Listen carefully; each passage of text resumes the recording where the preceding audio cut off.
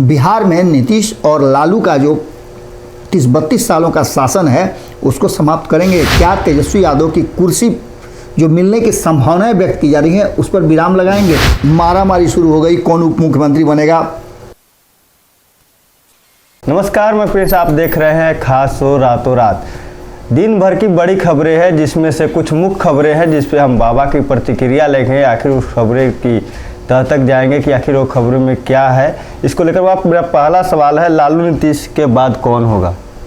देखिए, बिहार की राजनीति में बहुत सारी ऐसी चीज़ें जो चल रही हैं जिसको लेकर के कहा यह जा रहा है कि क्या लोकतंत्र है या फिर परिवारवाद और धीरे धीरे मैंने एक दूसरे को सत्ता हस्तांतरित करने की बात चल रही है। इसके थोड़ा सा पीछे आप जाइएगा तो आपको ये बात समझ में आ जाएगा कि लालू और नीतीश एक साथ राजनीति की शुरुआत करने वाले हैं और लालू प्रसाद को पहली बार मुख्यमंत्री बनाने में नीतीश कुमार की बड़ी भूमिका थी जी। लेकिन कुछ ही दिनों के बाद मैंने पहला टर्म पूरा होने के साथ साथ दोनों के बीच में तल्खियाँ भी शुरू हो गई। उसके बाद नीतीश कुमार ने ठोक करके कहा था कि मैं एक दिन बिहार का मुख्यमंत्री बनूंगा। 15 साल तक बिहार की गद्दी पर किसी को लालू प्रसाद ने फटकने नहीं दिया। उसके बाद आया नीतीश कुमार का बारी। नीतीश कुमार केंद्र की राजनीति छोड़ करके बिहार में आना चाहते थे। 2000 में उन्होंने प्रयास किया लेकिन नहीं टिक पाए क्योंकि उनके पास आंकड़े नहीं थे। फिर 2005 के फरवरी में चुनाव हुआ, वहाँ भी नीतीश कुमार को आंकड़े नहीं मिल पाए और राष्ट्रपति शासन लग गया। लेकिन 6 महीने के बाद जब दोबारा अक्टूबर में चुनाव हुआ तो अक्टूबर-नवंबर के चुनाव में नीतीश कुमार भारतीय जनता पार्टी के साथ एनडीए गठबंधन में बहुमत में आए और फिर से उन्हें भारतीय जनता पार्टी ने मुख्यमंत्री की कुर्सी सौंपा। लेकिन इन 30-32 सालों में जो दोनों भाई का शासन चल रहा है इसके पीछे एक और छोटी सी कहानी है। वो कहानी अब और ज़्यादा खुल करके सामने आ गई है जब उपेंद्र कुशवाहा ने अपनी हिस्सेदारी मांग दी है। आपको बता दें कि इसमें त्रिवेणी संगम की भी चर्चा हो रही है और ये भी कहा जा रहा है कि एक संविदा बनी थी कि पिछड़ों के बीच में इस तरह से सीटों का बंटवारा होगा जिसमें यादवों को उनके संख्या बल के हिसाब से, उसके बाद कुर्मी को और उसके बाद कोयरी को मिलेगा। लेकिन कोयरी को उसका हक नहीं मिला, जिसको लेकर के अब उपेंद्र कुशवाहा लगातार हमला कर रहे हैं। लेकिन सवाल ये उठ रहा है कि इन दोनों ने इस तरह से बिहार की राजनीति को बना दिया है कि तीसरे का कोई स्थान नहीं आ रहा है। आपने देखा होगा कि इधर बीच में भी बहुत प्रयास हुआ था, कहा यह जा रहा था कि एग्रीमेंट हो गया है, ये बन जाएंगे, वो बन जाएंगे।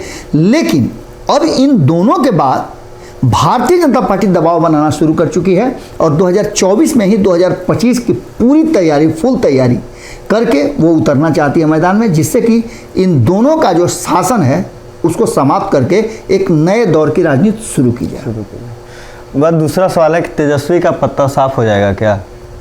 मैं बता रहा हूँ कि जिस तरह से तेजस्वी यादव के साथ अब ललन सिंह ने स्पष्ट कर दिया कि कोई एग्रीमेंट नहीं हुआ है, कोई संविदा नहीं है और एक संभावना थी कि विलय हो जाएगा तो नीतीश कुमार के हाथ में पूरी कमान आ जाएगी। जनता दल एक जगह हो जाएगा, जनता दल यूनाइटेड और राष्ट्रीय जनता दल एक जगह होने के बाद कमान रहेगा पार्टी का नीतीश कुमार के पास और मुख्यमंत्री की कुर्सी पर तेजस्वी यादव को बैठाया जाएगा, जिसके लिए आप देखे होंगे कि मारामारी शुरू हो गई, कौन उप मुख्यमंत्री बनेगा।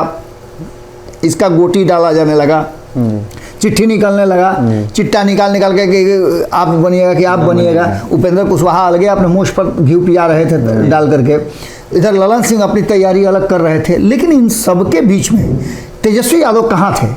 तो निश्चित रूप से तेजस्वी यादव को झटका लगा और तेजस्वी यादव के इस नए जो गठबंधन में फिर से बना है महागठबंधन, इसमें तेजस्वी यादव वेट कर रहे हैं और शायद अगर स्थिति इसी तरह से रही और जदयू और राष्ट्रीय जनता दल के बीच में संबंध यूं ही चलता रहा तो कहीं ना कहीं जदयू के डैमेज होने का घाटा इस पूरे वोट बैंक पर पड़ेगा और भारतीय जनता पार्टी इन दोनों को मात दे सकती है, क्योंकि महागठबंधन के बहुत सारे दलों के साथ उसका टाई अप संभव है। जी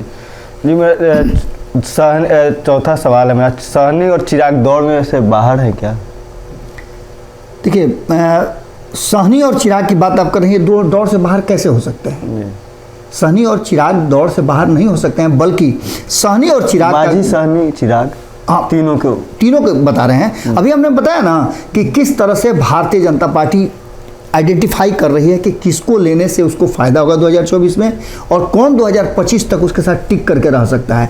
कैसे नीतीश कुमार का जो वोट बैंक है, जिसके चलते हमेशा जो है सत्ता में पिछले 15-17 सालों से भारतीय जनता पार्टी आ रही है, वो आंकड़ा कैसे पूरा किया जाएगा।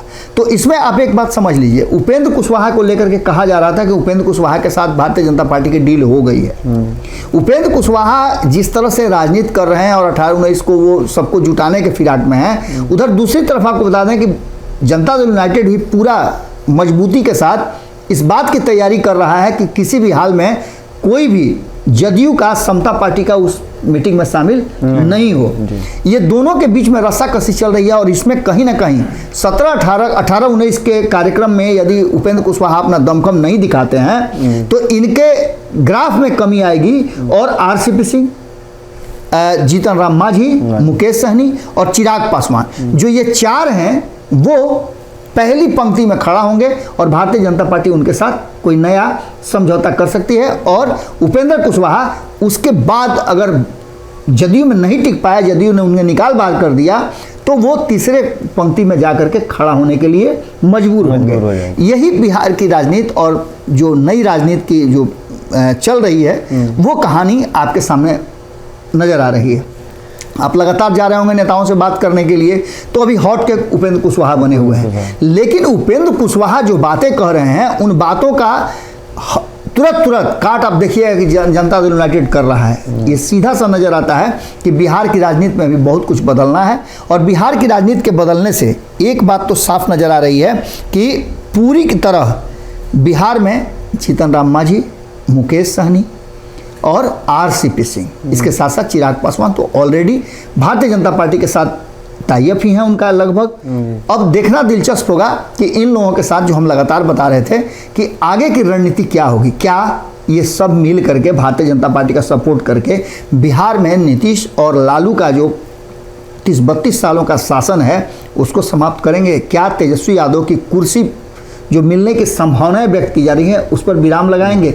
ये सारी बातें बिहार की राजनीति में तैर रही हैं और ये तब आपको नजर आएगी जब 18-19 को कार्यक्रम होगा उपेंद्र कुशवाहा का। अगर उसमें वो अपनी पार्टी का या आगे के स्ट्रेटजी का घोषणा नहीं करते हैं, सिर्फ पुरानी ही बातों को दोहराते हो, जैसे उन्होंने उन चर्चा खूब चल रही थी कि समता महात्मा फुले के जो जयंती है उसमें बहुत कुछ खुल के चला आएगा, लोगों का जुटान भी होगा, पूरे बिहार में कार्यक्रम हो रहे हैं, लेकिन वहाँ आपने देखा कि सब मामला टाइम हो गया।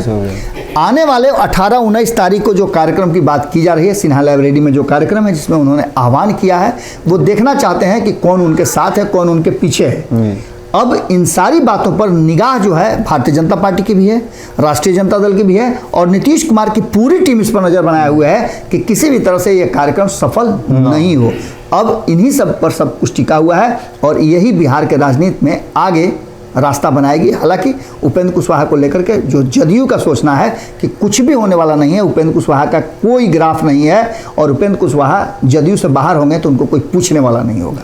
आखिरी सवाल है, क्या कुशवाहा पलटी मारेंगे क्या?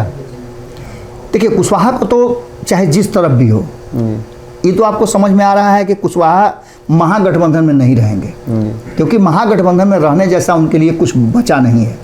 एक तरफ तो बोल भी रहे हैं कि हम जदयू को मजबूत करने के लिए बिल्कुल वो बोल तो रहे हैं, लेकिन जानते हैं मुंह में राम बगल में छुरी वाली बात है। कहीं ना कहीं एक बात आप समझ लीजिए, जो लगातार जदयू के लोग कह रहे हैं और जदयू का शीर्ष नेतृत्व कह रहा है कि वो दिग्भ्रमित कर रहे हैं पार्टी के लोगों को। उनके आने का मकसद जो था वो यही था कि नीतीश कुमार को इधर उधर भेज करके और वो खुद कुर्सी पर बैठ जाए। ये संभव नहीं है और उपेंद्र कुशवाहा भी बात समझ गए हैं कि अभी उनके लिए कोई स्पेस नहीं है। एक तरफ अगर नीतीश कुमार कुर्सी छोड़ते भी हैं तो तेजस्वी यादव खड़े हैं, तेजस्वी यादव अगर नहीं बैठ पाएंगे तो भारतीय जनता पार्टी है।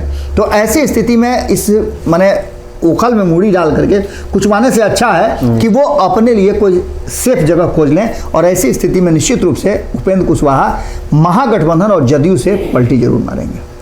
तो आपने देखा, बाबा ने बहुत साफगोई के साथ सभी सवालों को जवाब दिया और समझाया कि किस तरह बिहार की राजनीति करवट ले रही है।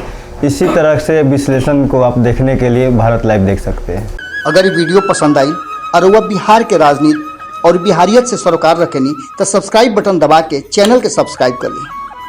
ओजे एगो घंटी बा, ओकरा बटन दबा देला से कुल सटीक और मारक खबर रुआ मुफ्त में मिल जाई। अगर रुआ पत्रकारिता के हमनी के नया प्रयोग में सहयोग कर चाहतानी तो ज्वाइन बटन दबा दी। पेटीएम नंबर नोट कर ली 9386816700। धन्यवाद।